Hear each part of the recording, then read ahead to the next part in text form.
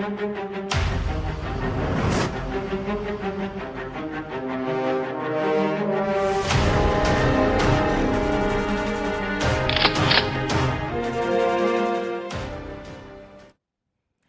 Messieurs, bonsoir. Le mariage est un engagement pris par deux personnes pour le meilleur et pour le pire. Mais parce que ce contrat n'est pas un long fleuve tranquille et qu'il peut parfois prendre une tournure conflictuelle, le choix du régime matrimonial semble important. Mesdames, Messieurs, Droit et Devoir aujourd'hui abordera le thème du régime matrimonial. Comment choisir son régime matrimonial? C'est la problématique autour de laquelle tourneront nos échanges de ce soir. Et pour aborder le sujet, j'ai sur ce plateau M. Julot Tometti. Monsieur Tometti, bonsoir et merci d'avoir accepté notre invitation. C'est moi qui vous remercie, Madame Horacia, et merci à Eden TV. Alors, Monsieur Tometti, dites-nous, c'est quoi le régime matrimonial? Parler du régime matrimonial, il faut commencer par parler du mariage, parce que c'est deux choses. Voilà. Le mariage, c'est l'acte par lequel deux partenaires se mettent ensemble pour le meilleur et pour le pire. Maintenant, par rapport au régime matrimonial, parce que lorsque vous allez au mariage, avant d'aller au mariage, il faut d'abord le contrat de mariage. Le contrat de mariage qui est différent de l'acte de mariage. Le contrat de mariage qui règle les effets patrimoniaux entre les futurs époux. Qui dit effets patrimoniaux parle des questions de biens. Et donc, lorsque vous allez au mariage devant l'autorité de l'état civil, il vous renvoie d'abord devant un notaire pour souscrire au contrat de mariage. Lorsque vous ne souscrivez pas à un contrat de mariage, vous êtes déjà en train de choisir, sans même le vouloir, un type de régime matrimonial, notamment la séparation des biens. Et donc, c'est le régime par défaut, puisque nous avons deux régimes, la séparation des biens et la communauté des biens, qui peut avoir aussi d'autres aménagements. Le régime par défaut, en l'absence d'un contrat, c'est le régime de séparation. Bien sûr, ce sont ces deux régimes reconnus par la loi au Bénin. Oui, ce sont les deux régimes reconnus par la loi. Le régime, il existe bien sûr d'autres aménagements qu'on peut apporter, qui sont apportés, que la loi elle-même a apporté au régime conventionnel qu'est la communauté de biens. Alors, je le disais tout à l'heure, il existe d'autres types de régimes qui ne sont pas forcément insérés dans le code des personnes, parce qu'il faut le dire, oui, c'est le code des personnes et de la famille qui régit. Ils sont insérés, peut-être pas bien explicités. Il y a la communauté réduite aux acquets, il y a la communauté des meubles et acquets, il y a aussi la communauté universelle. Donc, c'est pourquoi nous disions tantôt que le régime de communauté peut avoir d'autres aménagements qui découlent sur d'autres types de régimes. Alors, vous l'aviez dit tout à l'heure, ce contrat de mariage se fait avant l'acte de mariage, oui, c'est-à-dire avant la célébration du mariage. Alors, comment se fait ce contrat? Ce contrat, la loi a conféré la plénitude de ce pouvoir-là à l'officier qu'est le notaire. Donc, c'est devant un notaire que les époux, les futurs époux, choisissent le régime qu'ils souhaitent pour leur vie en communauté. Et donc, c'est ces contrats qu'ils ont eu devant notaire qui est amené, ça fait partie des pièces que l'officier d'état civil réclame pour la célébration du mariage. Bien aussi, lorsqu'il s'agira de modifier encore ce régime matrimonial choisi avant le mariage, c'est encore devant un notaire que cela pourra se faire. Mais la loi l'a encore encadré. Vous ne pouvez modifier un régime matrimonial qu'après au moins 2 années d'exercice ou d'expérimentation du régime que vous avez librement choisi. Alors, je suppose qu'il y a un préalable avant la signature de ce contrat. Le notaire a forcément ce devoir d'informer les époux. Oui, le notaire a bien sûr une obligation d'information des époux. Donc, chacun doit savoir véritablement à quoi il est en train de s'engager en choisissant l'un ou l'autre des régimes. Donc, le notaire, comme vous l'avez dit, a comme obligation professionnelle de renseigner suffisamment les futurs époux pour que leur choix soit le plus éclairé que possible. Alors, dites-nous, Monsieur Tometti, comment faire le meilleur choix?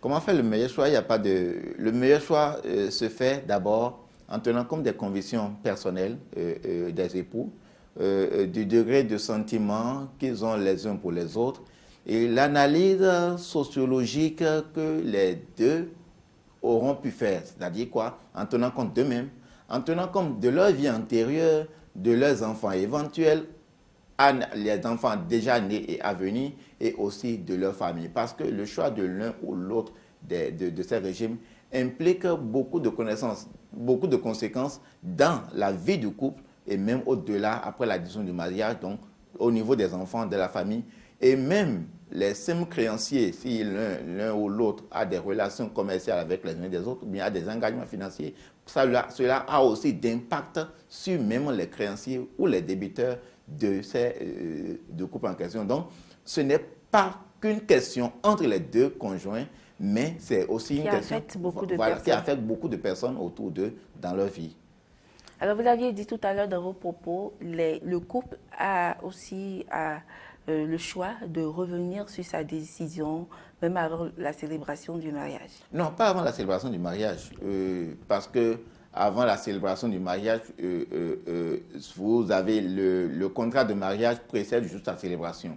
Nous disions tantôt, lorsque vous avez choisi un régime matrimonial, vous êtes allé au contrat de mariage, vous allez à la célébration de votre mariage. Donc, pour revenir, là, nous sommes déjà en cours de mariage. J'ai dit, le mariage a déjà célébré.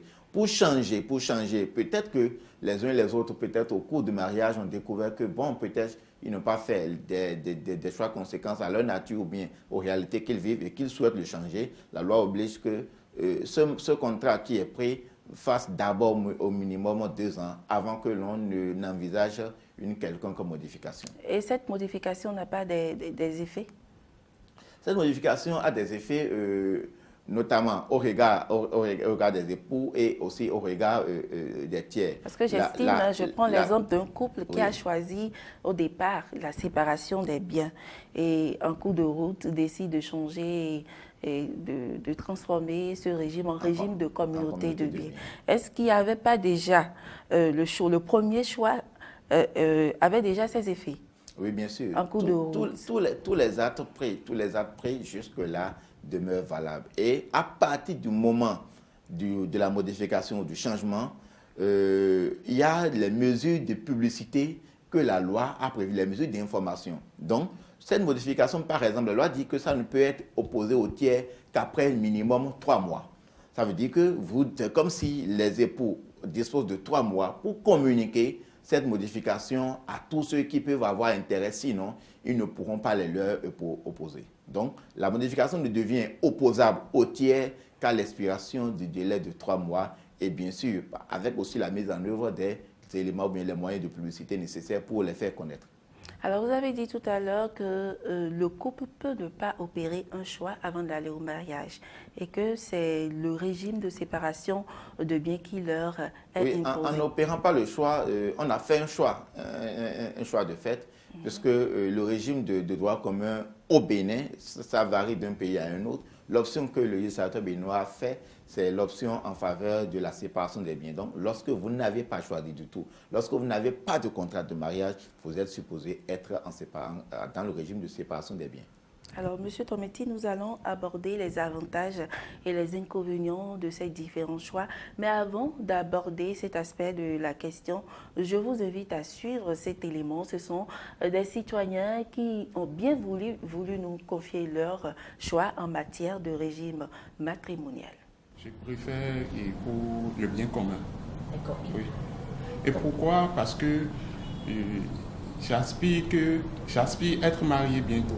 Et quand je vais me marier, c'est que nous deux, on deviendra un. Et quand on est un, c'est pour le meilleur et pour le pire. Donc il faut réaliser les projets à court, moyen et long terme pour la progéniture. Donc avec ma femme, je pense quand même qu'on va se mettre ensemble pour la réalisation du futur de nos enfants. Donc je suis bien pour le bien commun. Je suis une chrétienne, donc je ne peux que choisir la communauté des biens. Parce que c'est biblique, c'est ce que la Bible a dit. Quand vous êtes mariés, vous êtes un, donc nos biens sont un. Moi, je préfère le régime de séparation des biens. Parce que ce régime amène les époux, chacun à son patrimoine. Donc déjà, quand on vit en ménage, quand on est ensemble, chacun a son patrimoine. Et on nous appelle juste à la participation aux charges de ménage. Donc j'ai mon patrimoine, tu as ton patrimoine, on concourt aux charges de ménage.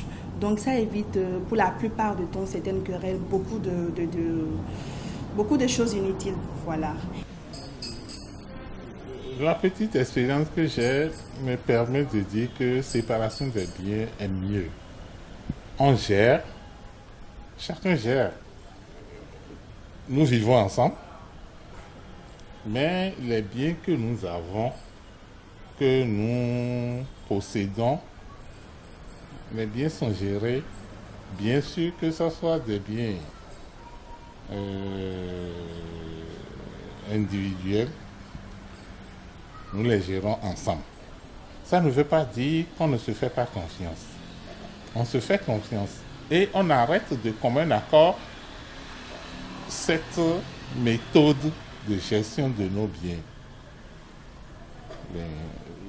On sera bien informé que l'autre a ceci, l'autre a ça, que c'est l'autre qui a acheté ceci, que c'est l'autre qui a acheté ça.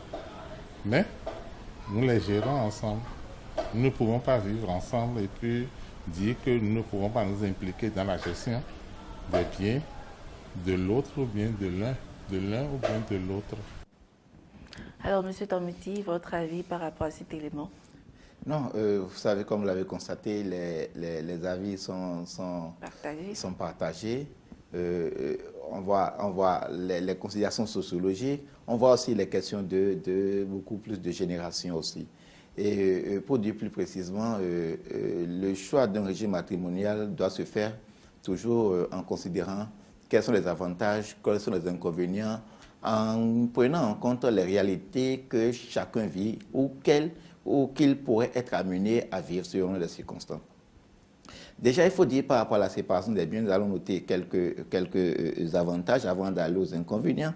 Le premier élément dans la séparation des biens, c'est que chacun des époux reste propriétaire de ce qui lui appartient. Donc, il y a une sorte d'autonomie de la gestion. Tout ce que les gens ont à faire, comme quelqu'un l'a dit tantôt, c'est qu'il y a le partage des charges du ménage à proportion de la capacité de chacun. Donc, chacun reste propriétaire de ce qui lui appartient. Il a la libre administration, il a la libre disposition de ses biens. Il peut donner, il peut vendre à qui il veut. Donc, le problème ne se pose pas par rapport à ça. Le deuxième élément d'avantage qu'on peut noter, c'est que les dettes d'un époux n'engagent pas l'autre époux. N'engage pas le conjoint. C'est-à-dire que si l'un des conjoints a contracté une dette, ça n'engage pas l'autre époux. Mais il faut dire que ce n'est pas forcément absolu. Les matières dans lesquelles les dettes peuvent engager l'autre époux, c'est lorsque ces dettes-là entrent en ligne de compte pour l'entretien du ménage et pour l'éducation des enfants. Ce que les époux ont en commun. Je prends par exemple, je donne un exemple, la contribution des enfants. La contribution des enfants. Donc c'est lorsque le papa est incapable, à un moment donné, incapable de payer la contribution, la maman peut donner son apport. Oui. Et si peut-être elle s'était endettée pour le faire, les deux sont indéfiniment responsables de cette dette qu'elle a contractée parce que c'est une dette qui entre en ligne de compte pour l'éducation, donc pour les charges du ménage. Autre élément d'avantage, c'est que la transmission est plus facile entre parents et enfants.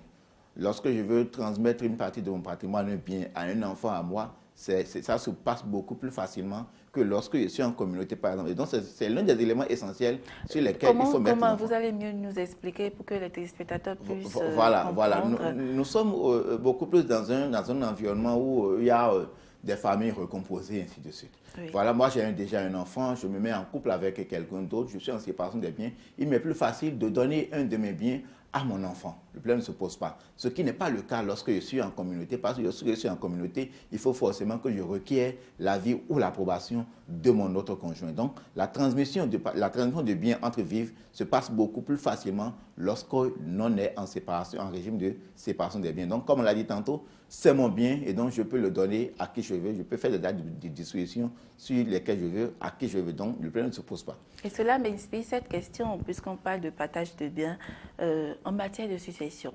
On dit souvent que lorsque l'époux décède ou l'épouse décède, l'un ou l'autre a le tiers de bénéficie ou hérite du tiers de ses biens.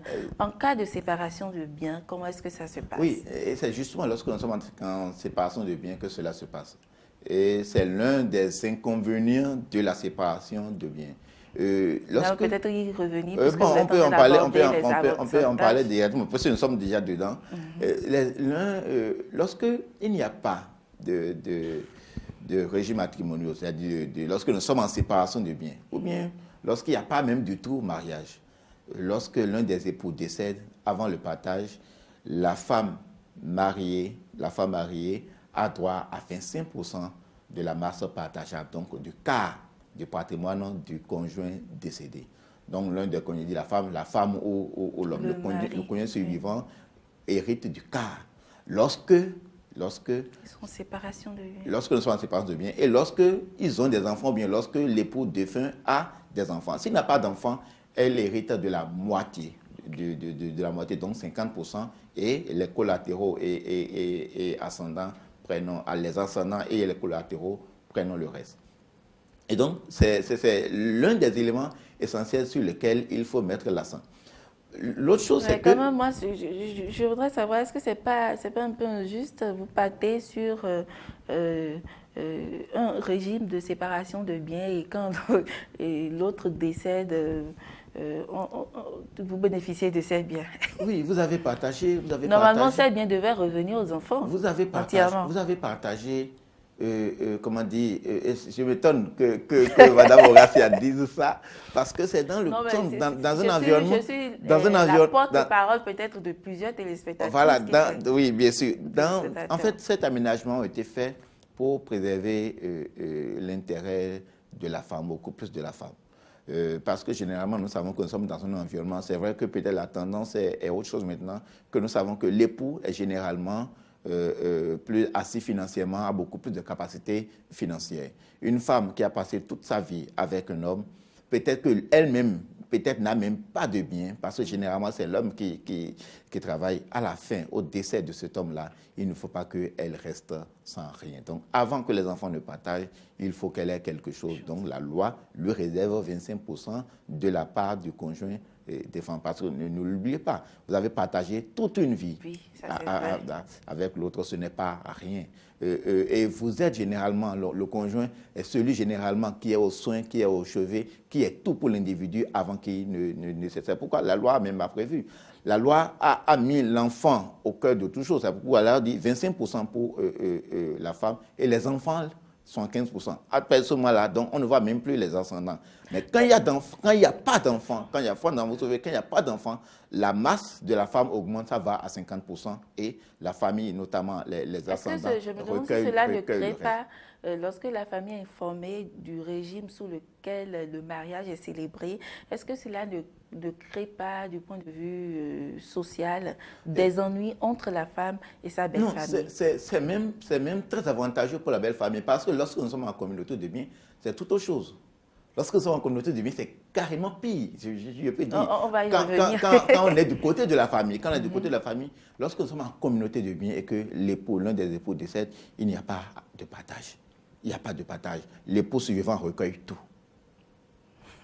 L'époux survivant recueille tout. Et c'est généralement, nous l'avons dit tantôt tout à l'heure, c'est généralement un danger pour peut-être les enfants nés hors mariage ou les enfants nés avant, auxquels peut-être les parents n'ont pas pris des dispositions subséquentes. Je suppose un homme qui, peut-être dans une vie antérieure, a un enfant et il vient se marier maintenant, il est en communauté de biens. Lorsqu'il décède, il n'y a pas de partage. À moins que la femme reconnaisse cet enfant-là comme étant enfant. Il revient au monsieur de prendre ses dispositions. Il revient au monsieur de prendre des dispositions. Donc, la communauté de biens, dans un cas pareil, est encore plus préjudiciable pour les enfants hors mariage et pour la famille. Et donc, l'aménagement qui peut être à l'avantage de la famille, c'est ce que, c'est ce que le régime de séparation de biens a prévu. C'est pourquoi je disais tantôt, lorsqu'on est en communauté, c'est encore pire que ce que nous sommes en train de dire là. De toutes les façons, les époux ayant partagé une vie ensemble, lorsque l'un décède, l'autre ne peut pas être complètement du reste.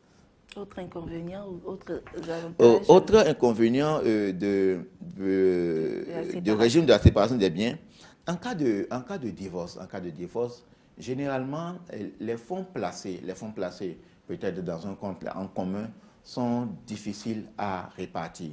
Il est difficile lorsque peut-être les époux ont un compte commun ou bien sont signataires sur un même compte. Il est difficile de dire telle est la masse de l'un et telle est la masse de l'autre. Parce qu'au décès, c'est-à-dire les choses doivent être à partir de ce moment-là partagées pour entrer dans l'association du défunt. Mais lorsqu'ils ont un des comptes en commun comme ça, c'est souvent très difficile, c'est souvent très délicat. C'est quand même un risque, hein, vous décidez d'aller sur le régime de séparation de biens et vous permettez d'avoir un compte commun. Oui, ça se passe. Vous savez, les premières choses, on ne choisit généralement pas son régime le régime de séparation. Je l'ai dit tantôt, c'est un régime de fait lorsque vous n'avez pas fait le choix. Maintenant, quand vous l'avez fait, vous savez, les histoires de cœur, les histoires de couple sont tout autre chose. Vous avez peut-être toute la clairvoyance au départ, vous avez contracté le régime de séparation, mais au cours de votre vie, beaucoup de choses ont changé. Vous avez plus de confiance l'un en l'autre. Vous avez commencé par entreprendre beaucoup de choses ensemble. Vous avez même tendance à oublier votre contrat de mariage. À partir de ce moment-là, lorsqu'il y a divorce ou bien lorsqu'il y a décès, ça devient beaucoup plus compliqué à partager, à départager ce qui est pour l'un, ce qui est pour l'autre. L'autre chose, et souvent ça arrive pour les femmes, vous avez par exemple même un commerce ensemble et vous avez fait peut-être acheter des maisons, acheter des voitures, mais vous avez mis, comme vous faites tellement confiance, mais vous êtes en séparation, vous mettez tout au nom de votre conjoint, au nom de votre mari. Le jour où il décède, bien le jour où il y a divorce. C'est aux femmes qu'ils font. Si les conciliants en cas de divorce, il va vous concéder ce qu'il faut. Mais si ce n'est pas le cas, si le mari ne se parle pas dans de belles conditions, s'il n'est pas de bonne foi, s'il n'est pas de bonne foi, vous voyez, vous allez vous en sortir très déplumé. Et donc, les circonstances qui prévalent lorsqu'on est en train de prendre, de signer le contrat de mariage ne sont pas toujours les mêmes lorsqu'un certain nombre d'engagements sont pris au cours du mariage. Donc, nous avons pour passer le temps sur la séparation des biens. Allons sur la communauté de biens, quelques avantages et inconvénients. Comme avantage, je le dis souvent, la première chose, c'est qu'à l'union des corps, c'est-à-dire le mariage, il faut l'union des biens. C'est-à-dire qu'il faut vraiment que l'union soit totale. Donc, on est unis par le corps et par nos biens. Il n'est pas bienséant, C'est comme une sorte de suspicion. Lorsque, par exemple, l'un propose l'origine de communauté et l'autre dit non, moi je veux séparation. C'est comme si on ne se fait pas suffisamment confiance. Non, en fait, le problème, c'est qu'on ne connaît pas demain. Et si on ne connaît pas, c'est qu'on a des doutes.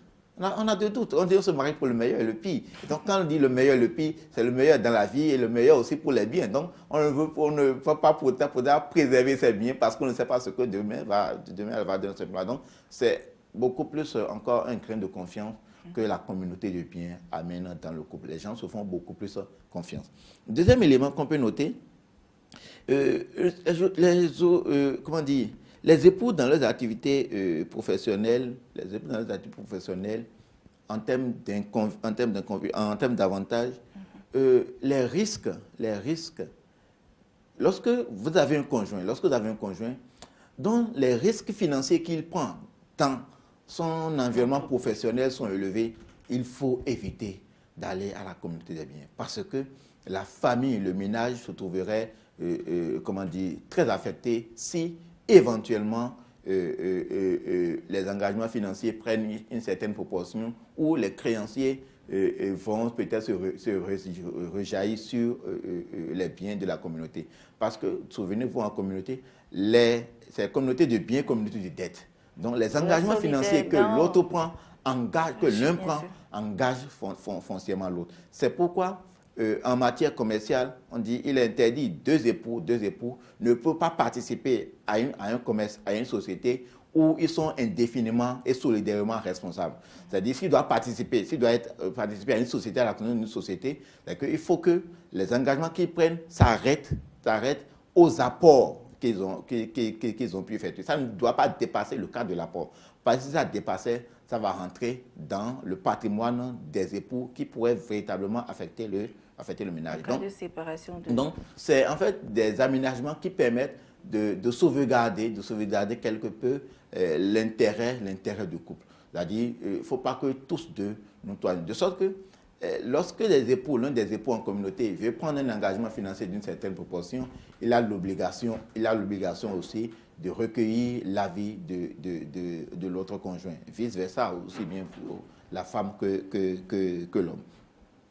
Quelques inconvénients, on le disait, la communauté de biens exclut aussi la communauté de dettes. Donc, quand j'ai des dettes, quand je contracte un certain nombre de dettes, c'est-à-dire vous êtes aussi responsable. Le partage des biens, lorsqu'en cas de divorce, lorsqu'on sommes en communauté, lorsqu'on divorce, c'est que le partage est en deux parts égales.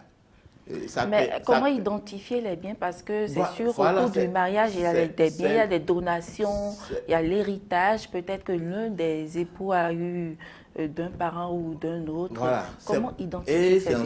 C'est en cela il faut peut-être rentrer dans le fond, d'accord, des aménagements de la communauté de biens. Il y a la communauté réduite aux acquets, d'accord. Il y a la communauté meubles et acquets, et il y a aussi la communauté universelle. La communauté réduite aux acquets, c'est quoi? C'est à partir du moment où vous avez en commun ce que vous avez à partir de votre mariage et ce que vous avez construit ensemble. Si moi, j'hérite d'une succession, la succession ne fait pas partie de la communauté. D'accord? Si par exemple, j'ai été victime d'un accident et que l'on des dommages corporels et que l'on m'est dédommagé, c'est un bien purement personnel. Ça ne rentre pas dans la communauté. Donc, les donations, les successions, les legs, les éléments personnels ne font pas partie de la communauté. La loi a été jusqu'à dire les effets personnels de l'un ou de l'autre, à savoir les vêtements, les linges, les instruments professionnels, ne font pas partie de la communauté lorsque nous sommes dans la communauté réduite aux acquets. Mais lorsque nous sommes dans la plus grande des communautés, c'est-à-dire la communauté universelle, il n'y a pas de séparation possible. Et c'est ce que nous disions tout à l'heure. En cas de divorce, lorsque nous sommes en communauté, en cas de divorce, il est difficile de pouvoir serrer les biens. Parce que dans la communauté, les époux ne contribuent pas forcément au même degré. Peut-être moi, je suis plus travailleur que vous, mais en cas de divorce, la part sera égale. C'est-à-dire, on prend tout notre patrimoine, le patrimoine de couple, qu'on divise en deux. Donc, chacun hérite prend recueille la moitié. Mais cela ne veut pas forcément dire, là où il y a l'égalité, c'est que la contribution à la composition de ce patrimoine n'est pas forcément la même chose. Quand nous savons dans notre communauté, excusez-moi encore de le dire, que l'homme travaille généralement, l'apport de l'homme généralement est plus consistant. De toute façon, les biens dont vont bénéficier les femmes, ou bien que les biens, en cas de séparation, lorsque la femme va bénéficier de la moitié des biens, ça profite aussi aux enfants. Et ces enfants ont été conçus ensemble, donc le problème ne doit pas se poser. Le problème ne doit pas se poser, mais là encore, il y a les enfants sont très lésés dans la communauté de biens. Qu'ils soient conçus hors mariage et dans le mariage, lorsqu'il y a dessein de l'un des époux, il n'y a pas partage. Il y a partage sur les effets personnels, ce qu'on a identifié comme étant personnel. Mais sur les biens de la communauté, il n'y a pas partage. L'un des époux recueille tout. Quitte à lui peut-être de redistribuer avec les enfants, mais les enfants n'ont aucun droit de cité lorsque nous sommes en communauté de biens et quand il y a décès de l'un des époux. Lorsque nous sommes en communauté, je le reprécise, les enfants qui sont nés dans le mariage, l'époux survivant recueille tout. Même les enfants qui sont nés dans le mariage. Même les enfants qui sont nés dans le mariage. C'est pourquoi il dit l'aménagement, c'est maintenant peut-être l'époux survivant va peut-être, comme ils sont nés dans le mariage, comme ils sont reconnus, le problème ne devrait pas normalement pas se poser. Mais par principe, c'est le conjoint survivant qui recueille tout le patrimoine au décès de l'un des époux. Donc c'est un élément foncièrement a des avantages par rapport aux enfants. C'est pourquoi nous parlons tout à l'heure de la question de séparation où la femme recueille 25%. Donc, nous sommes là même dans le meilleur des mondes que lorsque nous sommes en communauté, quand on considère un peu l'environnement qui est le nôtre. Autres inconvénients? Autre inconvénient de la communauté de biens, c'est que ça alourdit. Ça alourdit quelque peu les initiatives. Lorsque j'ai une initiative qui doit peut-être prendre une certaine proportion, je suis obligé de revenir à la maison. Je suis obligé de vous convaincre sur une initiative. Je suis obligé de prendre votre accord avant de faire tout cela. Si la banque, par exemple, doit me faire un prêt, la banque va forcément contacter ma femme pour avoir son avis ou bien pour qu'elle soit caution en garantie du prêt. Donc, l'un ne peut pas prendre un certain nombre d'engagements sans en informer l'autre ou sans avoir l'avis de l'autre. Et comme nous savons, voilà, il n'y a pas la liberté d'action. Et comme nous savons que généralement dans les couples, quel que soit peut-être l'ambiance qui règne, il y a quelque peu des moments, des hauts et des bas, ça peut véritablement être fait à un certain nombre d'initiatives. Voilà, Monsieur Tometi, je crois que vous avez énuméré tous les inconvénients.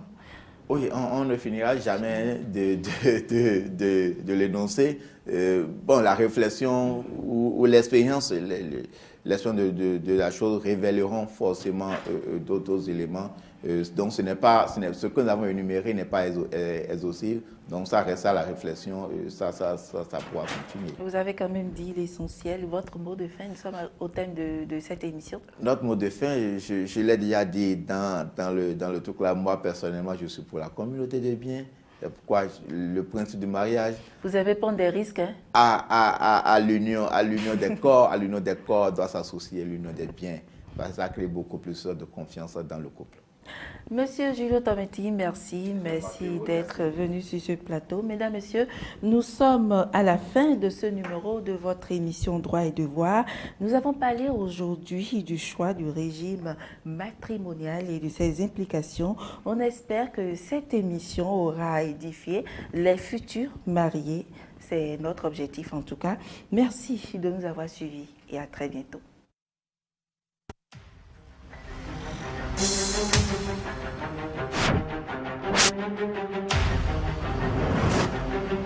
you.